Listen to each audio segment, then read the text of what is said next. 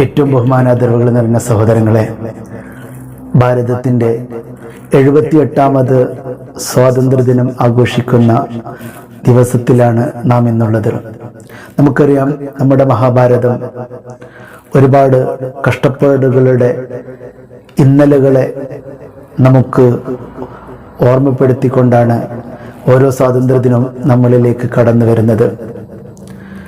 നമ്മുടെ ഭാരതം പൂങ്കാവനമാണ്. കടന്നു വന്ന മുഴുവൻ സംസ്കാരങ്ങളെയും ഇരു കൈകളോടെ നീട്ടിക്കൊണ്ട് എല്ലാവരെയും ചേർത്ത് പിടിച്ച ഒരു രാജ്യമാണ് ഭാരതം. ആ ഭാരതത്തിൻ്റെ 78ാമത് സ്വാതന്ത്ര്യദിനം ആഘോഷിക്കുന്ന ദിനത്തിലാണ് നാം ഇന്നുള്ളത്. നമുക്കറിയാം, കടന്നു വന്ന മുഴുവൻ സംസ്കാരങ്ങളെയും കൈനീട്ടി സ്വീകരിച്ച ലോകത്തിലെ ഏറ്റവും വലിയ സ്വർഗരാജ്യമാണ് ഇന്ത്യ. അതുകൊണ്ട് തന്നെ ഈ രാജ്യം ഒരുപാട് പ്രതിസന്ധികളിലൂടെ കടന്നുപോയിട്ടുണ്ട്. വൈദേശിക ശക്തികളുടെ കടന്നുകയറ്റം നമ്മുടെ രാജ്യത്തെ വളരെയധികം മൃഗീയമായി അവർ ഞെരുക്കിക്കൊണ്ടിരിക്കുകയായിരുന്നു. 1498 കോഴിക്കോട് കാപ്പാട് കടപ്പുറത്ത് വാസ്കോഡ് ഗാമ കപ്പലിറങ്ങിയത് അന്ന് മുതലാണ് ഇവിടെ കൊളോണിയലിസത്തിന് തുടക്കം കുറിക്കുന്നത്.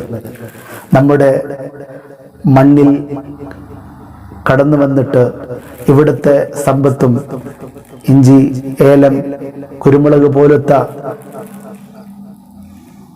സമ്പത്തുകളെല്ലാം കൊള്ളയടിച്ചുകൊണ്ട്, അതുപോലെ നമ്മുടെ നാടുകളിൽ കോളനികൾ സ്ഥാപിച്ചുകൊണ്ട് അവർ ഇവിടെ അധിനിവേശം നടത്തുകയായിരുന്നു. ഇന്ത്യ മഹാരാജ്യത്തിലെ ഓരോ പൗരന്മാരും ചേർന്ന് നിന്നുകൊണ്ട് അവരെ നമുക്ക് പോർച്ചുഗീസുകാരെ ഇവിടെ നിന്ന് കെട്ടുകെട്ടിക്കാൻ നമുക്ക് സാധിച്ചു. പിന്നീട് ഫ്രാൻസുകാരും ഡച്ചുകാരും ഒക്കെ ഇവിടെ അധിനിവേശവുമായി കടന്നു വന്നിട്ടുണ്ട്. 1600 ഇംഗ്ലീഷുകാർ നമ്മുടെ രാജ്യത്തെ അടക്കി ഭരിക്കാൻ വേണ്ടി അവർ കടന്നു വന്നു. അങ്ങനെ 1700 തുടക്കം മുതൽ അവരോട് സമരസപ്പെട്ടുകൊണ്ട് സ്വാതന്ത്ര്യത്തിന് വേണ്ടി ത്യാഗോജ്വലമായ പ്രവർത്തനങ്ങളാണ് നമ്മുടെ പ്രപിതാക്കൾ നടത്തിയിട്ടുള്ളത്. 1857 ഒന്നാം ലോക മഹായുദ്ധം, ശിപ്പായി ലഹള എന്ന പേരിൽ അറിയപ്പെടുന്ന ആ ഒന്നാം ലോക മഹായുദ്ധം, അതിൽ 27,000-ഓളം മുസ്ലിങ്ങളാണ് മരണപ്പെട്ടിട്ടുള്ളത്. മാർഷൽ ലോഡിന്റെ ഇന്ത്യയിലെ 41 രാത്രികൾ എന്ന പുസ്തകത്തിൽ ഇത് വളരെ വിശദമായി ചരിത്രം പറയുന്നുണ്ട്. അപ്പോൾ ഞാൻ പറഞ്ഞു വരുന്നത്, ഒരുപാട് പ്രതിസന്ധികളിലൂടെ കടന്നുപോയ ഒരു രാജ്യമാണ് നമ്മുടെ മഹത്തായ ഭാരതം. ഭാരതത്തിന്റെ ഏറ്റവും വലിയ പ്രത്യേകത എന്ന് പറയുന്നത്, നമ്മുടെ ഭരണഘടനയുടെ ആമുഖം പ്രിയാമ്പിൾ ഓഫ് ഇന്ത്യൻ കോൺസ്റ്റിറ്റ്യൂഷൻ, അതിൻ്റെ തുടക്കത്തിൽ തന്നെ പറയുന്നുണ്ട്, with the people of India, നാം ഇന്ത്യക്കാരാണ് എന്ന് പറഞ്ഞുകൊണ്ടാണ് തുടങ്ങുന്നത്.